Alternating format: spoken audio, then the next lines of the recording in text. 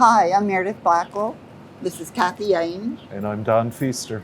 And we are at the Mycological Society of America meeting in 2019 in Minneapolis, Minnesota. And we are going to interview my former colleague, much missed, Kathy Aime. Hi. Okay, Kathy, tell us about your very early life. And also, I think, especially coming from my background, I'd like to hear about your heritage. Really? Cool. Yeah, so I grew up in Washington, D.C., but my father, of course, is from New Orleans. He comes from a very old New Orleans family. Last name Aime. Valcourt Aime was a very famous man in his time. And unfortunately, he gave all the land away. Yeah, so he Valuable established land. Jefferson College along the Mississippi River. Yeah, Valcourt Aime did, which was the first college, I believe, in Louisiana. Yeah, we've tried to trace any connection between our families, haven't we? Yeah, but we haven't been successful yet, but we know it's there. But growing up in D.C., in the D.C. area, we spent all of our summers in New Orleans visiting family there, so it was always a second home for us. What a time to go. Yeah, it was a good time to go. I remember, my grandma's house, so I was really into insects and amphibians and things, and she had all those, we called them chameleons, they're really the anoles. Right. All over the backyard. Anoles. Yeah, the anoles. So we used to chase those all the time, see how many anoles we could catch. I loved her house. Now I have a cat that lives in my backyard some of the time and catches anoles. See green tails hanging out. So Kathy's a cat person. Yeah. But I don't know, after DC and growing up and this connection, where did you go to college? What's your undergraduate? I went to college at Virginia Tech, started in '83, and my grandmother, the one in New Orleans, my grandma Aime, got sick during my third year, so I went down to New Orleans to take care of her. And after she passed away, instead of going back to school, I actually ended out playing in a bunch of punk bands in D.C. for about 10 years. The missing 10 years. The missing 10 years. Waitressing, working in bookstores, just being a vagrant. And in this business about the missing 10 years, eventually when you come to LSU, Yeah. they hire you and do everything except they haven't got the FBI check that they do on everybody. And it's taking them a long time. And the department chair calls me in one day in Plant Path, not my department, but he wants to know if I had any idea what was going on in the missing 10 years and could that be holding up your appointment?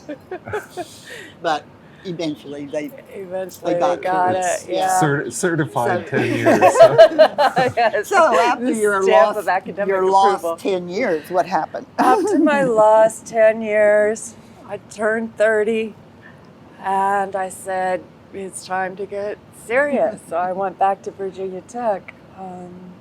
I had been an entomology major, and the last course I had to take to finish my degree, I needed a lab course, and I signed up for mycology. And the mushrooms, I don't know anything about them, but it sounds cool. And of course, the great Orson Miller was my professor, and he opened my eyes to a completely different world with so much left to discover. And he was just the best mentor. He was super encouraging and sucked me right in. So did you go right away into graduate school? I did at that point. Yeah. Immediately into grad school, yeah. Okay. Yeah. Good. Yeah. And what did you do for your thesis? For my one of my first meetings with Orson, I had no idea what grad school was. I was the first person in my family with a college degree. Didn't even know about... You're another one. Yeah. There are many mycologists. Yeah, many mycologists Yeah, were the including first. me. Yeah. Yeah. Well, my sister first. Mhm. Yeah. No, I was completely ignorant. So when I went into his office, one of our first meetings, I said, "Okay, I'm here for grad school. What should I do? What do I work on?" And he pulled this book. It was Hessler and Smith's 1965 monograph of Crepidotus. He pulled it off his shelf and he said, "Here, nobody's worked on this for a while." And that was it. So I worked on Crepidotus. You should have heard Ron Peterson. You'll hear his interview, but Yeah. that was the way he picked the project. No one was working on Yeah, it. nobody's working on this. Yeah. Claim it fast. And people used to, in those days, put an ad or a little notice in Mycology, a newsletter, Mycological Society newsletter, saying they're claiming that group. Yeah. Funny. Yeah, or some results go. And so you did Crepidotus, I did which is, Crepidotus. describe it to me. I don't think of it as a charismatic fungus, but you might. You know, I devoted 5 years of my life to it. It's still not very charismatic, but it's very interesting as any fungus is when you look at it in detail. And so tell, what was your approach to it? How did you work on it and think about it? The big question in those times, molecular biology was just starting to be applied to fungi, and we were starting to question species concepts at that time. And of course, all the Crepidoti, there were 250 species described in North America. They're all based, of course, on these minute little morphological differences. And so what I decided to do eventually for my PhD was just, it sounds really passé now, but test all these different species concepts, the morphological, the molecular, do mating, so apply a biological, apply a biological species concept, and then see what the best measure is. And of course, we didn't have the facilities to do molecular work at Virginia Tech, so that's when I started working with Rhetus Vilgalis down at Duke. And Rhetus is my second really important mentor because he opened his lab to me, and I would drive down to Duke on the weekends and holidays and work in his lab. And I couldn't finish my thesis without that capability, at least not to the degree I did. So. So did you go straight to the USDA lab then, to Beltsville, or? No, so I did my postdoc at Oxford University. I forgot about that. Yeah, with Lorna Castleton. So I wanted to try learning more about molecular genetics at that time. And Lorna's lab was working in mating genes, but real hardcore molecular genetics with Coprinopsis, what is now Coprinopsis. And so I worked on characterizing the bee loci, the mat genes, the pheromone response, all of that in Lorna's lab for 2 years, which was a tremendous experience. Really helped. Yeah, Marisol was with you Marisol there? and I were postdocs together, lifelong friends. Yeah. And then I went to the USDA. Okay, and you couldn't work on your mushrooms anymore, or could you? Well, I did on my own time. Mm-hmm. Yeah, worked on my mushrooms, but the USDA job was advertised for somebody to work on rust fungi, which was not at all in my wheelhouse, but I thought they were fascinating. You know, I remember at my defense, somebody asked me what I thought the coolest group of fungi were. And I was like, the rust fungi. I don't even know where that came from, but they just have these really complex life cycles. Oh, that was opening up a whole new world. Yeah, who knew? Yeah. Led to lots of good things. Yeah. Well, it's a group that nobody was working on much. Exactly. Yeah. No, Way to I mean, pick a group. it makes a difference, and all of the work on rusts was kind of retro. In a way, you know, that there, you know, you had descriptions, you had assumptions about hosts and host relationships and host switching and so forth. So many hypotheses, no testing of them. Yeah. but many hypotheses to test. Yes, But you really exactly. needed molecular You needed characters. molecular data to Yeah. do it. You think of how Arthur used to do this old school, hand by hand inoculations to Yeah. find an alternate host, thousands. Yeah, of well, plants. that's what they all did. That's what you had to do. These rust culture experiments Yes. every summer. Yeah, Yes. Yeah, and I remember, I never did find it, but George Cummins, when he knew I was in Louisiana, was saying I ought to find an alternate host for something that grows on the aquatic tree. It grows in swamps. sorghum, tupelo. Tupelo gum, yeah. And do you know of one on Tupelo? No. Yeah, he said there was rust. I think it was Tupelo gum, but it probably had an alternate host, and he didn't know it. Yeah. I should have known the technique to try everything. To try Yeah, to infect the alternate host. Well, now we do that with DNA, right? Yeah, You can Yeah. match up the Isha and the Uridinea spore if you're lucky enough to have them. But yeah. So then, after working for a while at Beltsville USDA lab, I came to join Kathy you. came to be my colleague, and that was so wonderful. Yeah. Because I had been there for years without a real colleague, and it was so much fun to teach mycology with Kathy. Well, It was- talk about teaching together. Yeah. We all attended all the classes. Yeah. We were both there. I should say both of us. So once in a while, one of us missed, but usually we were both there, and we divided up the lectures and labs. And Kathy did oomycetes, chytrids, I did, yeah. basidiomycetes. And you did the ascos and the slime molds Yeah, and something else. Yeah.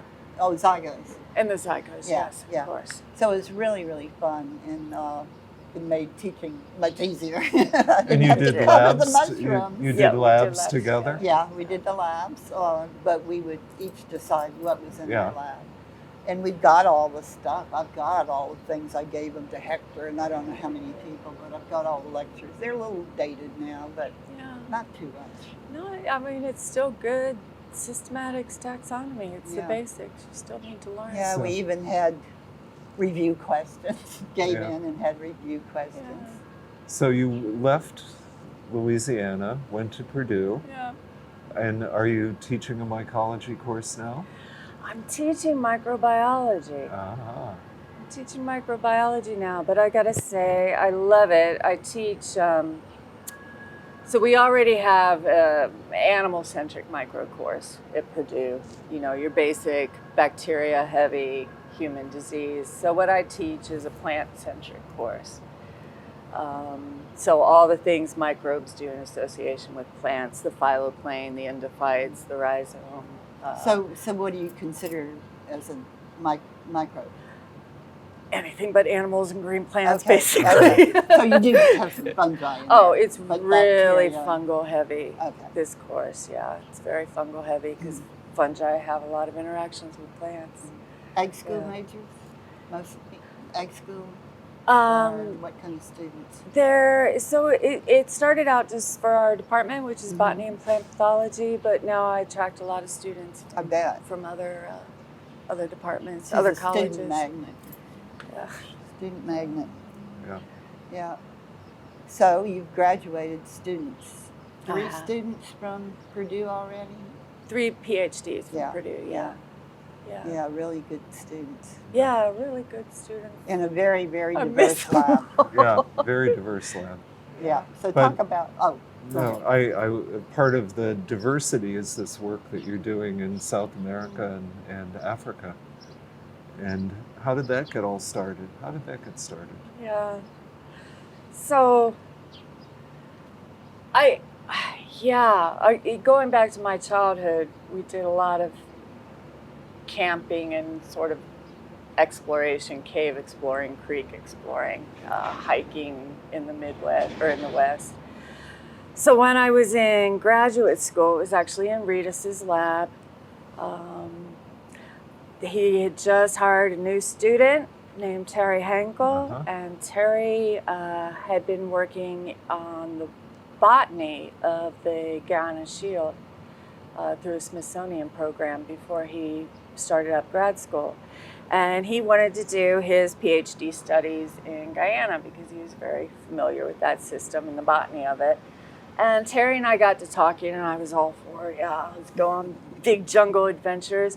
And Terry needed someone to help him identify fungi because he hadn't been in mycology.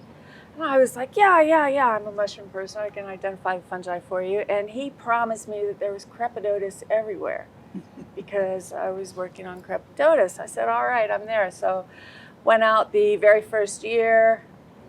And that is a story in and of itself because we went to a new area nobody had ever explored before. So logistically, and then trying to find a place to start building our permanent site. Anyway, long story short, it was going to be 1 year. It's turned into, I think, 21 years for me now of going out to this same area. I had no idea what the fungi were when I was confronted with them because many of them weren't described. They weren't known. So was that the descending forests? Yeah, those were the descending forests. Where there are very few big trees. Species. Yeah. So I was at sea that first year with most of those fungi, and there was no Crepidotus. We never found any Crepidotus out there. You didn't know what it was, or you lied. So then I was actually on a grants panel, I won't say what, but you had a follow-up area where you were going to work. And it was actually it was the best thought of proposal in the whole panel. Oh. Yeah. And so it was Gosh. sure to be funded. And it was. Oh, And so then you started working in Africa. Cameroon, yeah. So we picked the Jaw Forest because it really was a good mimic of the ecological conditions. And biogeographically. Yeah. And so we've been working there for 4 years now. Yeah, doing the exact same thing. And I think we interviewed 2 of your students last year, one from Suriname, or from Guyana, from Delon. Delon is from and one from Cameroon. Yeah, and that would be Blaise. Yeah. So these are both students who, a lot of my students are students that whenever you do work in another country, I like to bring in the students from the local universities, right? So both of those were students we hired to work in the field with us, and then we're able to get them both enrolled at Purdue. That's great. It's building infrastructure in the country. Exactly. Yeah. There is no mycologist in Guyana, and they have a wealth. So Delon's fervent dream is to go back and start that program there. And the same with Blaise and my others. Jorge in Peru is now establishing the first real strong mycology. And I want to go visit him. Yeah, well, you need to. Anyway. So also, I was trying to think when you were at LSU, the year you came, I think, they tried to recruit you to Purdue. I thought it was right about the same time you came? No. Or you'd just taken the job? Yeah, there was an earlier time. And then later, they recruited. Yeah, they talked to you about it, I think, because of the rust collection. Yeah. So why don't you talk a little bit about that? And this is how rust fungi made your career there. Yeah, well, Started it. I don't even remember the first instance. Isn't that terrible? They had talked to you right at the time. They may have done. And you said, I've just come to LSU. They did. You're right. I forgot all about that. You're absolutely right. Yeah, so then several years later, Peter Goldsboro, then the department head at Purdue, called me up again and said, the same thing, ready? basically. Are you ready? ready? We want you to come to Purdue. And what he had done in the meantime was take the collections, the Arthur collection, and had gotten it insured and built a whole new facility for it. So they had invested all this money in preservation of the collections. They just needed somebody there. And they had a hard time finding the right person. Yeah. So You talk about the collection and Arthur a little bit. Yeah. You're there immersed in all of this. That's part of history. It is part of history. J.C. Arthur, we tend to forget, but he was extremely important figure in early science development in the U.S. I mean, he was a founding member of the Botanical Society, the Phytopath Society, and MSA, as was his student George Cummings. He was the first person who ever got a PhD from Cornell. I have a copy Is it a of that. PhD? Yes. Oh, well. I thought it was a Doctor of Science. Oh, that it has a you different may name. be right. I need to look Is at it that very diploma. different? Well, I think it was in that era when PhD programs weren't Right. happening in the U.S. and they had different names. But I think But it's were they, he was was the the work first, I equivalent? think, Yeah. of the Doctor of Science. Was it work equivalent? Yeah, I Yeah. think so. Yeah. It's Yeah. equivalent. He was, he was a musician. I didn't know that. I found on eBay, and I bought it for the herbarium, there's a piece of sheet music, Viva Purdue, written by J.C. Arthur. Wow. Is it used today? I haven't heard it used, but I still got You'll it have to framed get on it the- introduced Yeah. again. Yeah, play it out. Yeah, This football season. yeah, it is football Introduce season. the Yeah, football get Viva fans Purdue to, back out there Yeah, yeah. to Arthur. So did he spend his whole career there? Purdue? No, not his whole career at Purdue. But when he was at Purdue, he was the first department head of my department. Still my department now, botany and plant pathology. It's a funny story about his collection. So he was a well-rounded plant pathologist. He also worked on bacterial diseases of plants, but rusts were his passion. And he built up this collection of rust fungi. And he used his own money to buy the cabinets, to do the collecting and everything. Did he have family money or? Honestly, I don't know where that money came from, but I do know that he expended his own funds to build the collections up. And so when he retired, he took the collections with him. And Purdue was upset. And we have all that old correspondence. I've digitized and conserved it now. But they haggled back and forth, and Purdue ended up paying him a penny a specimen to repatriate them to Purdue, with the stipulation that it would maintain collection. It's interesting, that kind of phenomenon of a personal collection being built and so forth. The same kind of thing happened with Farlow and some of his collections, that he claimed them as his own. And he, again, had paid for all of it. Yeah. He had done all of it. He purchased some of the collections that we have now. But the Harvard Corporation changed their rules around Farlow about if you're doing this and accumulating things and you're paid by Harvard, they belong to Harvard. To Harvard. So, And I think there have been recent court cases where that's been upheld, that yeah. they go to the university. Yeah. But we don't think about that so much anymore. Where would we put them? Well, the personal side, the personal accumulation. Yeah. And that being the resource that you spent your career building, but who does it belong to? Yeah. It's an interesting question. I It think. is. It actually But I is. didn't realize that they had to buy it back. Yeah, they bought it back from him. Do you know how many pennies? No, I don't know how many pennies. Good question. You can look it up when you get home. Yeah, I have to go check Yeah, that. interesting. Yeah. And so you travel a lot, I do.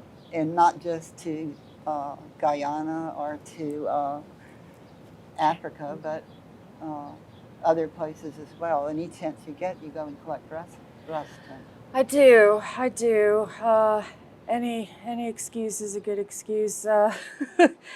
Rust fungi, I don't want to get into all the details, but applying molecular biology to the rust has been problematic for a lot of reasons. They're obligates, so you can't grow them in pure culture, so you're never going to get pure DNA from a rust extract. And then we have this problem, we still don't understand the root of it, but older herbarium specimens are just worthless for DNA. You can get little tiny pieces out, but nothing that's really useful for phylogenetics or barcoding.